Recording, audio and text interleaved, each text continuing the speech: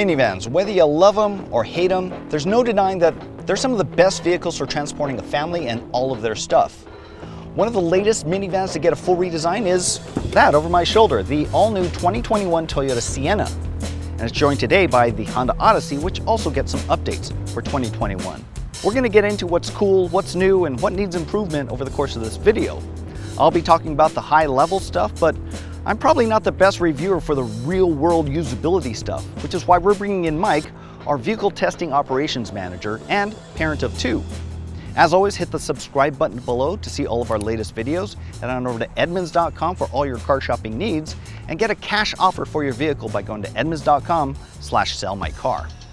Now that we have these minivans together, let's see how they stack up, at least on paper. The 2021 Sienna starts right around $35,000 and tops out at $51,000 for this platinum trim. Meanwhile, the Honda starts right around $33,000 and tops out with this elite trim right around $49,000.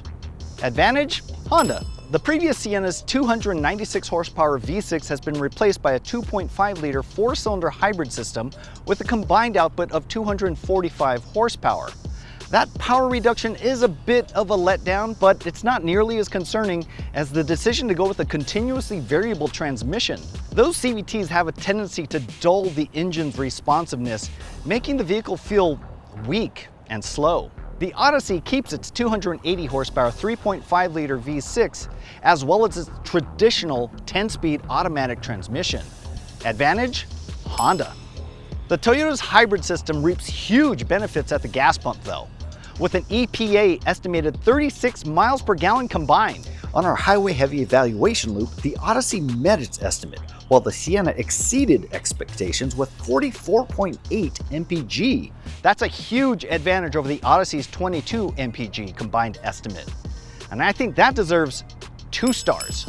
The Odyssey has a cargo capacity that ranges from 32.8 to 144.9 cubic feet, compared to the Sienna's 33.5 to 101 cubic feet. Which is so small because, unlike the Honda, you can't remove the second row.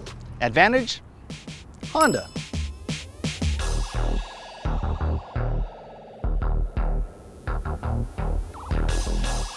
In less objective comparisons, let's talk about styling. It's not easy dressing up a big box on wheels, so I'll try to go easy. In design school, I was taught to always start a critique by saying something nice first, so here it goes.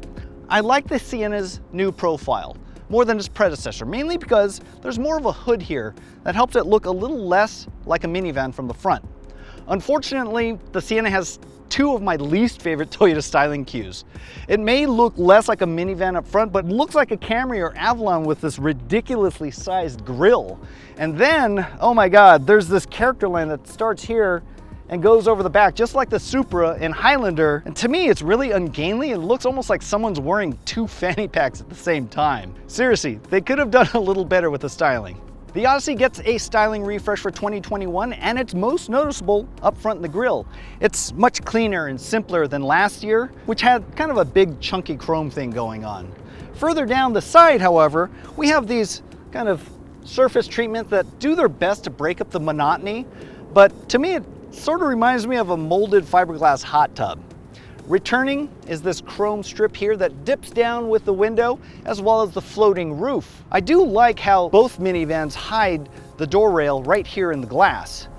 Overall, I think the Honda is easier on the eyes.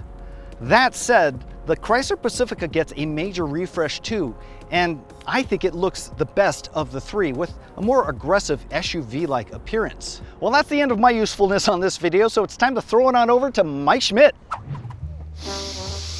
Suburbia, the roofers, the barking dogs, my rambunctious kids. I got roped into this video today because, whether I want to admit it or not, I live a minivan kind of life. My kids are still in boosters, I like doing projects on the weekends, and our family loves taking long road trips. With the space of these minivans, you can't beat them. To pick a winner between the Odyssey and the Sienna, first we're going to look at what they do the same, then we're going to look at what they do differently, then we're going to get my kids' take on it. At this point in minivan evolution, the manufacturers have figured out all the basics. The Sienna and the Odyssey are prime examples of that. I'll show you, starting with the backs of the cars. Both of them have hands-free opening for the rear hatch. Now personally, it doesn't work for me. I think it's unnecessary. I don't feel like dancing a jig to open the rear hatch. Each van has a deep storage well behind the third row seat. When you're not using it, you can fold those seats down into it. Now the real disappointment here, both the top trim Odyssey and the top trim Sienna have manual folding seats. I want that automated life. It's worth mentioning that the Chrysler Pacifica has push button controls to lower the seat. Access to the third row is snug, whether you're a capital or lowercase person. Each van has its own way of granting access to this kid zone, and I'll get back to that a little bit later. The second row. Both of these vans offer optional bench seats so that you can fit 3 across.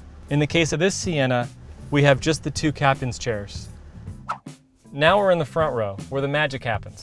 Both the Odyssey and the Sienna have very comfortable driver's seats. I've spent an hour or 2 straight in each one of them, and I have no complaints. I can hook up my phone and use Apple CarPlay or Android Auto, or I can unplug and use the native apps. But each one of the vans does it just a little bit differently. I'll talk about that more later. Cabin Talk is Honda's name for a feature that projects the front passenger's voice to the rear passengers by using either the speakers or the headsets. Toyota has a similar feature called Driver Easy Speak, but because our test van isn't equipped with that, we're here in the Odyssey. This feature is helpful because cabins get loud with road noise, screaming kids. Being able to say things like, "Kids, we're almost there," allows me to save my dad voice for when I really need it. "Hey, stop hitting your brother." Finally, these vans have a lot of extras. Driver aids like lane keeping assist and adaptive cruise control, easy access to latch anchors for child seats, seat belts kids can easily buckle themselves, big storage areas near the driver, hooks for bags, 12-volt outlets, USB ports, cup holders galore, and even vacuums. With all of the similarities between the Odyssey and the Sienna, it may seem like this test is a draw, when actually it's the fine-tuning of the little features that really enhance the experience and will ultimately decide our winner. Let's look at the differences in both vans, but this time we'll start from the front and work our way back. The use of Apple CarPlay and Android Auto make native apps feel obsolete. If you prefer not to plug in your phone, know that in the Odyssey, the Garmin-based navigation system is pretty awkward. The Sienna is much better. Both vans have the classic fold-down bubble mirror for monitoring passengers in the back, but the Odyssey takes it up a notch. Honda calls it Cabin Watch, and it's essentially a camera version of the bubble mirror. It allows me to keep tabs on any mutinous behavior in the back seat. And it works daytime and nighttime. Both vans also use rear view cameras to give you a better idea of what's going on outside. Here, the Sienna really steps it up. The Sienna offers a camera that gives a 360-degree view around the car. Toyota calls it bird's eye view with perimeter scan. At the press of a button, you can get extra peace of mind. Toyota's second row slides front to back. You just flip the switch and push on back. Now in the case of this Sienna, it has the optional ottomans. You get a little footrest. Now in my case, it's too short for me anyway, even if I recline it. But the kids will like it. You want to see something really cool? The Sienna has an optional fridge. Oh. Honda's seats slide side to side with just a little bit of oomph. You can move them to the center, or you can slide them off to the side if you want to carry long cargo, or if the kids are just getting on each other's nerves. So how do these vans drive? When it comes to passing and merging, you're going to find you have plenty of power, regardless which van you're in. The Odyssey is going to give you more of a traditional driving experience. The Sienna is going to take a little bit more getting used to. The reason is because its CVT and engine combination can be really loud when the engine's under strain. That could be when you're going up a hill. That could be when you're trying to speed up onto the freeway. Also, the brakes, they take a little getting used to. I've found that they can either be too grabby at times, or not as grabby as I'd want them to be. Minivans are so similar these days that in order to be the best, you have to do all the little things right. It's been a long time since these two vans have been so evenly matched. We'll take the Sienna first. It's gonna win the fuel economy battle no matter what. But I found that its floaty ride, non-removable second row, and its inconsistent drivability was really a put-off. And to be honest, that was enough. Then there's the Odyssey.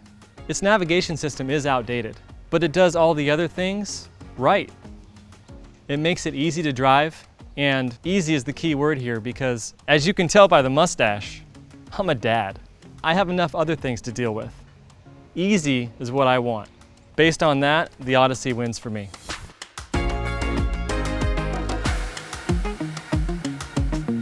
We're in the Honda Odyssey. I like it because it has a TV. I like the armrest, the cool automatic door. I don't really like that there's not TVs on the back of the chair. We both have to share one TV. Yeah. And there's only one game. There's hardly any games on And we can't TV. like play against each other. We're in the Toyota Sienna. I like it because you can control the air conditioning back here and it has a fridge, but I don't like it because it has skinnier armrests. I do not like it because it does not have any TVs. I don't like it because you can't just click the button right up here to like get the door to close. So which one do you like better? I think the Odyssey. Why? Because of the TV.